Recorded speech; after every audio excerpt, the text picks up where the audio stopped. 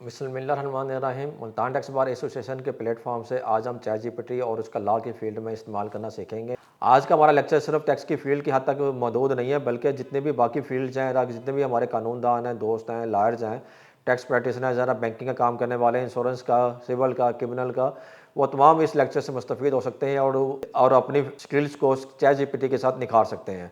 Chat GPT basically artificial intelligence का tool है, और जो आर्टिफिशियल इंटेलिजेंस है इसकी दो ब्रांचेस हैं, एक मशीन लर्निंग है और दूसरा डीप लर्निंग।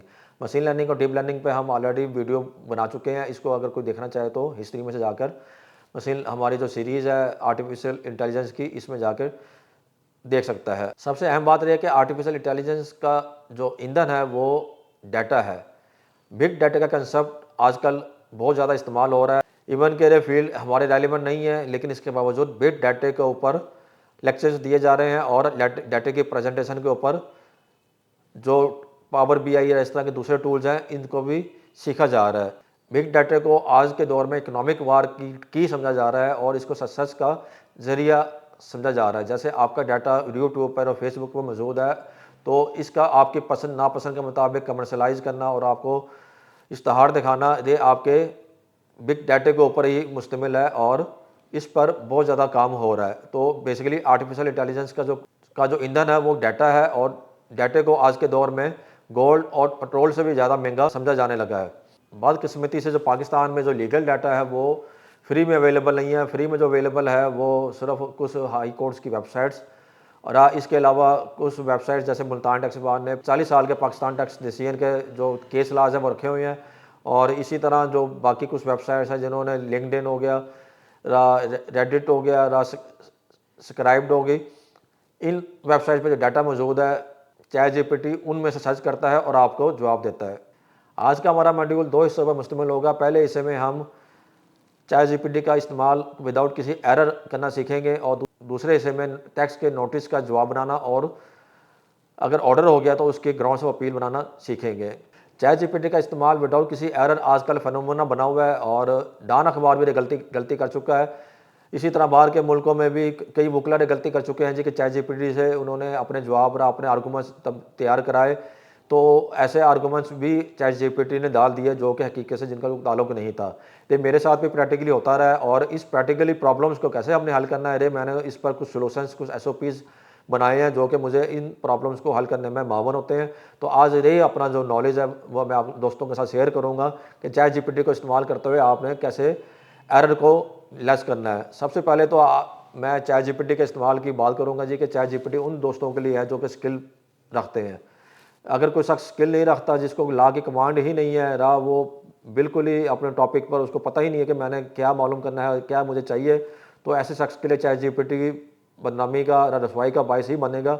लेकिन अगर आप स्किल पर्सन है तो फिर ये आपके लिए बहुत अच्छा टूल है जिससे आप अपने कैरियर को बूस्ट कर सकते हैं। यहाँ पर मैं बात करूँगा, फेसबुक पर एक मैसेज आ रहा है जी कि बिल गेट ने अमीर और गरीब की डेफिनेशन को कैसे पेश किया। उसने कहा जी कि अमीर वो शख्स नहीं है जिसके पास दौलत है, बल्कि अमीर वो शख्स है जिसके पास सीखने का और पढ़ने का जज्बा है।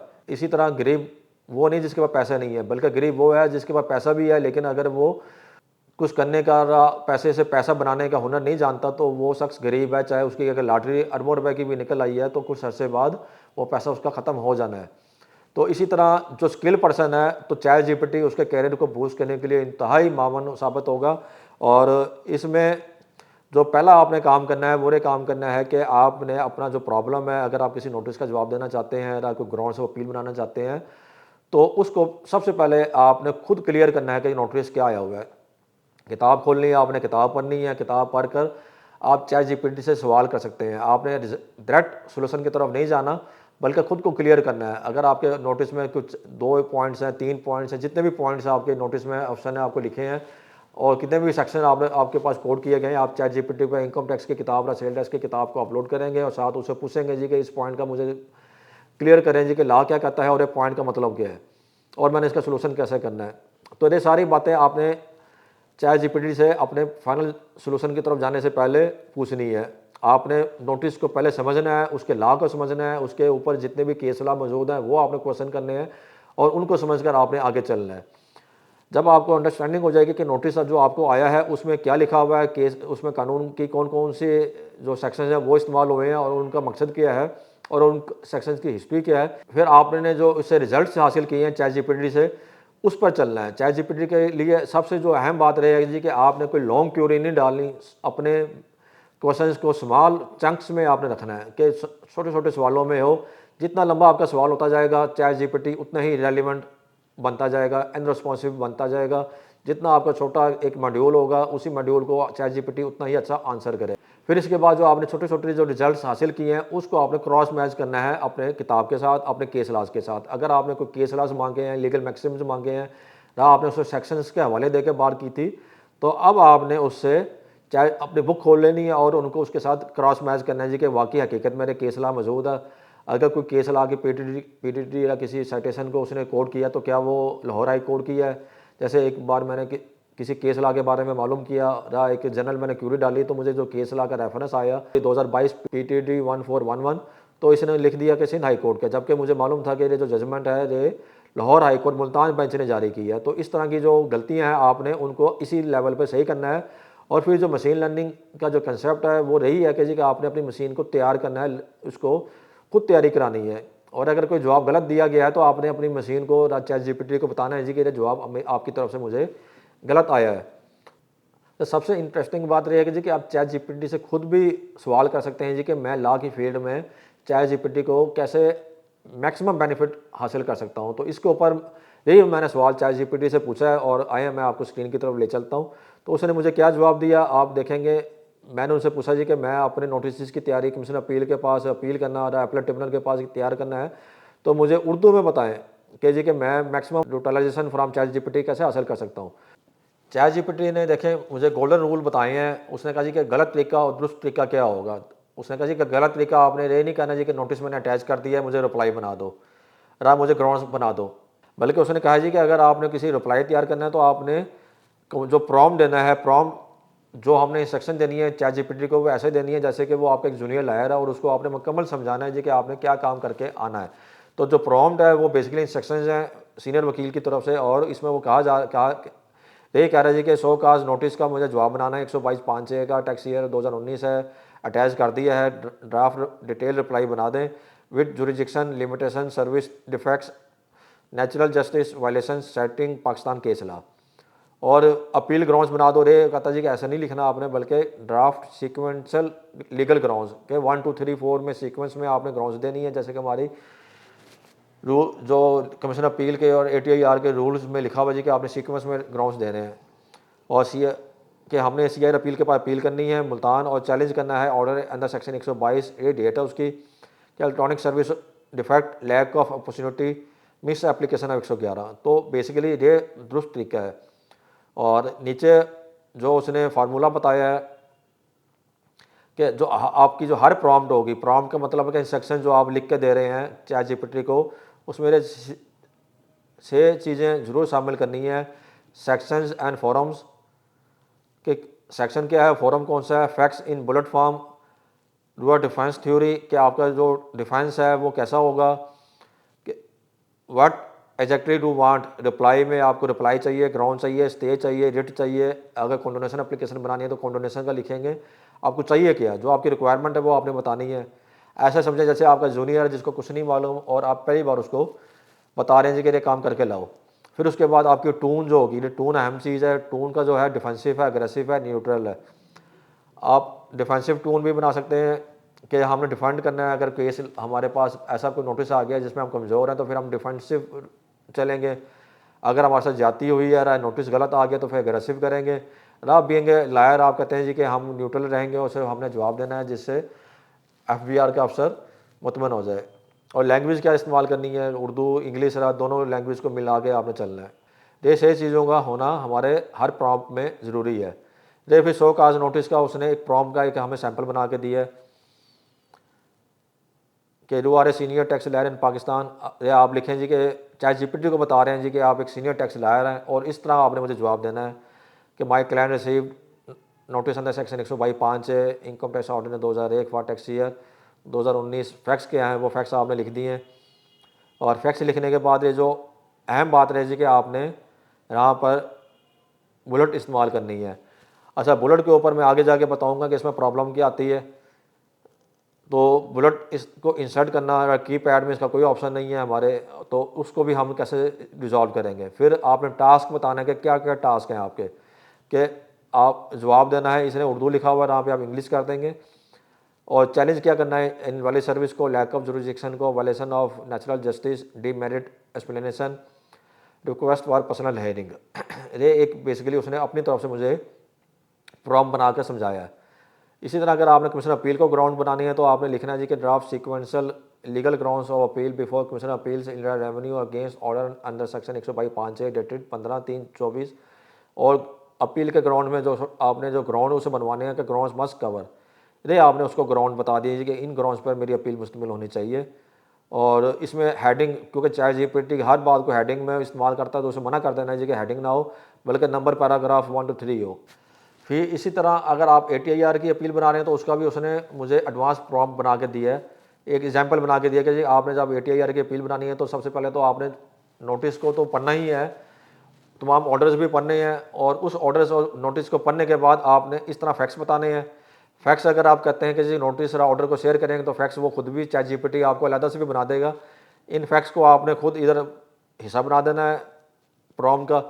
फिर फैक्ट्स लिखने के बाद आपने उसे ग्राउंड्स मांगने हैं, और ग्राउंड्स के साथ साथ आपने उसको कह देना जी कि ऐड कर दो रेलिवेंट पाकिस्तानी केस लाज, लीगल मैक्सिम और constitutional violation of article 10A कि आपका फेयर ट्रायल नहीं हुआ जिसकी वायलेशन मेरे ऑर्डर हुआ है। फिर उसके बाद कॉन्डोनेशन ऑफ डिले का प्रॉम्प्ट है, अगर कोई आपका अपील लेट हो गई है तो आप कॉन्डोनेशन ऑफ डिले की एप्लीकेशन भी बनवा सकते हैं। इवन के अगर हाई कोर्ट में CM बनवानी है तो आप CM भी इससे बनवा सकते हैं, रिट पिटिशन भी बना सकते हैं, टैक्स रेफरेंस भी आपको बना देगा। सिर्फ आपका जो प्रॉम्प्ट है, इंस्ट्रक्शंस हैं वो प्रॉपर होने चाहिए। फिर स्टे एप्लीकेशन का भी प्रॉम्प्ट आ गया। स्टे एप्लीकेशन में आपने ये चीज़ें लिखनी है तो आपको कमीशन अपील का जो स्टे एप्लीकेशन है वो बनाकर आपके पास चैट जीपीटी तैयार करके दे देगा। और फिर केस ला, अगर कोई रिसर्च आपने रिसर्च करना है, केस ला ढूंढ रहे हैं तो उसका प्रॉम्प्ट है, आप केस ला भी ढूंढ सकते हैं। और केस ला किसी भी टॉपिक में आपको चैट जीपीटी का जो मॉड्यूल है सर्च करके दे देगा। लेकिन हाँ, फिर मैं अहम बात वही करूँगा जी कि उन केस लाज को आपने रेलिवेंट बुक के साथ क्रॉस मैच ज़रूर करना है। बाज़ दफ़ा केस ला भी गलत आ जाता है, और जो सेक्शन रहा जवाब रहा क्यूरी आपने उसे पूछी है तो वो भी उसका जवाब गलत आता है। जिसकी मैं मिसाल दूंगा कि मैंने एक बार सवाल किया कि सेक्शन 129 के अंदर कमीशन अपील के पास क्या रिमांड बैक करने की इनहेरिटेड पावर है या नहीं है, या कोई भी ऐसा फोरम जिसके पास हम अपील करते हैं तो क्या रिमांड बैक अगर एक्सप्लेटिवली प्रोवाइडेड नहीं है तो क्या उसके पास इनहेरिटेड पावर उसकी हो सकती है कि नहीं हो सकती। तो मुझे चैट जीपीटी ने जो जवाब दिया वो ये दिया कि सेक्शन 129(1)(a) के अंदर कमीशन अपील रिमांड बैक कर सकता है। जब मैंने शॉर्ट चेक किया तो वो लिंक्डइन पर किसी की पोस्ट थी, और जब मैंने किताब देखी तो उसमें सेक्शन सिरे से मौजूद ही नहीं है। तो इसको हाइलोनेशन बोलते हैं, और इस फ्रेब से आपने बचना है। और इसी तरह अगर कोई साइटेशन कोड कर दिया तो उस साइटेशन को भी जाके चेक करना है कि क्या वो साइटेशन किताब में, पाकिस्तान टेक्स्ट डेसियन में, PLD में, SCMR में मौजूद भी है कि नहीं है। बाज़ दफ़ा साइटेशन गलत किसी ने अपलोड करके रखी होती है लिंक्डइन पे या स्क्राइब पे, तो वो जो गलत साइटेशन है वो भी इसको डाटे के तौर पर इस्तेमाल करके आपको जवाब दे देता है। इसी तरह रिट पिटिशन का प्रॉम्प्ट है, इस प्रॉम्प्ट को अगर आप इस्तेमाल करेंगे तो आपको मुकम्मल रिट पिटिशन का जो ग्रे स्ट्रक्चर है वो बना के दे देगा। बाकी आपने फिनिशिंग खुद करनी है। अगर आप किसी टॉपिक में लीगल मैक्सिम चाहते हैं तो वो लीगल मैक्सिम भी आपको सर्च कर कर दे देगा। तो इस तरह आपने प्रॉम्प्ट इस्तेमाल करने हैं। कॉमन मिस्टेक क्या आपने अवॉइड करनी है कि नोटिस अटैच है देख लो, अपील बना दो, मिक्सिंग फिक्स एंड ग्राउंड्स के अगर आपने ग्राउंड्स पर अपील बनवानी है तो उसके साथ आपने अपने फैक्ट्स भी मिक्स कर दिए। ये नहीं करना, फैक्ट्स को अलग आपने हिस्से में रखना है, ग्राउंड्स को पोर्शन अलग रखना है कि जो आप उसे प्रॉम्प्ट दे रहे हैं उसमें फैक्ट्स अलग हो, और जो आप उसे टास्क बता रहे हैं, ग्राउंड्स बता रहे हैं, वो अलग स्पेसिफाई करके आपने बताने हैं। और नॉट स्पेसिफाइंग फोरम सेक्शन के अगर आपने फोरम ही नहीं बताया कि किस फोरम पर जाना है, मैंने उसे कहा ग्राउंड बना दो, लेकिन ये नहीं बताया कि कमीशन अपील के ग्राउंड्स हैं, ATIR के हैं, हाई कोर्ट में मैंने रेफरेंस करना है, तो ये आपने फोरम भी उसको बताना है। और चैट जीपीटी इस्तेमाल करते हुए ये समझना है कि ये आपका जूनियर एडवोकेट है जिसको आपने हर चीज़ के बारे में बताना है, जिसमें कि ड्राफ्टिंग कैसे करनी है, डिफेंसिव होनी चाहिए, लैंग्वेज कौन सी हो, टून आपकी अग्रेसिव हो, सिर्फ ग्राउंड चाहिए या ग्राउंड के साथ फैक्ट्स भी चाहिए, तो फैक्ट्स ड्राफ्ट कराने हैं। तो ये हर चीज़ आपको चैट जीपीटी में इस तरह आपने प्रॉम्प्ट को इस्तेमाल करना है। और इससे पहले जो मैं बातें बता चुका हूँ कि जी कि आपने इसको फाइनल रिजल्ट लेने से पहले खुद समझना है कि जी कि आपका केस है क्या। सिर्फ इस पर मुनसर नहीं रहना जी कि क्या चैट जीपीटी जो जवाब देगा तो वो मेरा जवाब ऑफिसर को सुबह मैं भेज दूंगा, ना सुबह आर्गूमेंट्स हाई कोर्ट में ना ट्रिब्यूनल में उस आर्गूमेंट्स पर बहस करूंगा, तो फिर वो आपकी क्रेडिबिलिटी को भी मुतासर कर सकता है। दूसरा मैंने सवाल किया जी कि चैट जीपीटी में मैंने बुलेट कैसे इस्तेमाल करने हैं, मुझे लिख तो दिया कि चैट जीपीटी में बुलेट इस्तेमाल करें। उसने कहा कि ठीक है जी कि बुलेट इस्तेमाल करने का रहे जी कि आप इस निशान को ले सकते हैं। अगर आपके पास गोल दायरे वाला निशान नहीं है तो फिर आपके पास रे माइनस का निशान है, रे आप इस्तेमाल कर सकते हैं, ना इस्तारे की इस्तेमाल कर सकते हैं। तो सबसे बेस्ट यही है जी कि आप माइनस का इस्तेमाल साइन इस्तेमाल कर लें, क्योंकि रे आपके प्लेट कीबोर्ड में मौजूद है। और जो गलत तरीका क्या है जी कि एक ही लाइन में या एक ही पैराग्राफ में आपने अपनी पूरी की पूरी कमांड, पूरी क्यूरी नहीं लगानी। आपने इसको बुलेट या फिर माइनस का निशान डाल कर इस तारीख के निशान से पैराग्राफ की सूरत में लिखना है। ये उसने अपना तरीका बता दिया, लेकिन क्योंकि बुलेट इस्तेमाल कीबोर्ड का हिस्सा नहीं है, ना तो हम कॉपी पेस्ट करेंगे, अदरवाइज डैश का या माइनस का निशान इस्तेमाल एज ए बुलेट के अल्टरनेट इस्तेमाल किया जा सकता है। और इसने फिर दोबारा मुझे अपील के ग्राउंड्स बनाकर दिखा दिए हैं। इसी तरह कॉन्डोनेशन ने प्रॉम्प्ट एज ए एप्लीकेशन मुझे बना कर दी है। और इसके बाद बुलेट्स क्यों ज़रूरी हैं, चैट जीपीटी को बुलेट्स ये सिखाते हैं कि क्या फैक्ट्स हैं, क्या ग्राउंड्स हैं, क्या टास्क है, क्या लीगल इशूज़ हैं। अगर बुलेट नहीं होगा तो उसको नहीं पता लगेगा जी कि कौन सा टास्क कहाँ पे इस्तेमाल हो रहा है। और फिर गोल्डन रूल क्या है जी कि एक टास्क एक प्रॉम्प्ट। ये मैंने जो पहले बात की थी कि जी कि आपने हर प्रॉम्प्ट को एक टास्क की हद तक स्मॉल चंक्स में रखना है। ये नहीं कि जी कि एक ही आपने इसको सारे काम एक साथ ही आपने करवाने हैं जी कि 10 काम आपने बता दिए कि जी कि मेरे 10 नोटिस हैं या 10 मेरे केस लाज हैं, तो इसको सारों को एक्सप्लेन कर दो, वो मिक्स हो जाएंगे। आपने अलग-अलग इन चीज़ों को रखना है। फिर मैंने कहा जी कि मेरे पास तो एक और इशू आता है जी कि जब मैं नीचे वाली लाइन में आता हूँ तो चैट जीपीटी उसको इंटर कर लेता है और मुझे रिप्लाई की तरफ चला जाता है। अगर मैंने यहाँ पे डिले लिखा, फुल स्टॉप डाला, जब मैं इंटर मारूंगा नई लाइन में आने के लिए, तो नीचे वाली लाइन में आने के बजाय वो ये समझेगा जी कि मैंने उसको इंस्ट्रक्शन दे दी है कि आप मुझे रिप्लाई दे दें। तो ये मैंने मुझसे पूछा जी कि इससे मैंने कैसे अवॉइड करना है, मैं नीचे वाली लाइन में कैसे आऊँ जब मैं उसको बुलेट को या माइनस के निशान को इस्तेमाल करते हुए फैक्स का ग्राउंड दूँ। तो उसका भी उसने जवाब दिया जी कि आपने जब नीचे वाली लाइन में जाना है तो शिफ्ट प्लस इंटर दोनों बटन को एक साथ दबाना है। अगर आप इंटर दबाएंगे तो वो प्रॉम्प्ट आपका सबमिट हो जाएगा। और ये उसने उसका प्रैक्टिकल भी करके दिया है मुझे। फिर मैंने उससे पूछा है जी कि कीबोर्ड के अंदर बुलेट आइकन नहीं है तो उसका मैं क्या करूं। उसने कहा जी कि रातों आल्ट दबा कर 0149, ये बेसिकली आस्की कोड में या रूनी कोड में आपको देखो आल्ट और 0149 दबाएंगे तो आपके पास स्क्रीन पर बुलेट आ जाएगा। अदरवाइज उसने कहा जी कि बेहतर रहेगा जी कि आप माइनस का निशान इस तारीख का निशान इस्तेमाल कर लें तो आपके लिए बहुत मुफीद होगा। और उसने मुझे इस एग्जाम्पल भी बता दिया जी कि अगर आप आल्ट 0149 इस्तेमाल नहीं करना चाहते तो डैश इस्तेमाल कर लें। ये लीगल प्रॉम्प्ट एग्जाम्पल में इस्तेमाल हो सकता है। और एक डैश इस्तेमाल करें, ये हर डिवाइस पर काम करता है और फास्टेस्ट है। पहला मॉड्यूल चैट जीपीटी से इस तरह हमने एरर फ्री रिजल्ट्स लेने हैं, वो काफ़ी तवील हो गया है।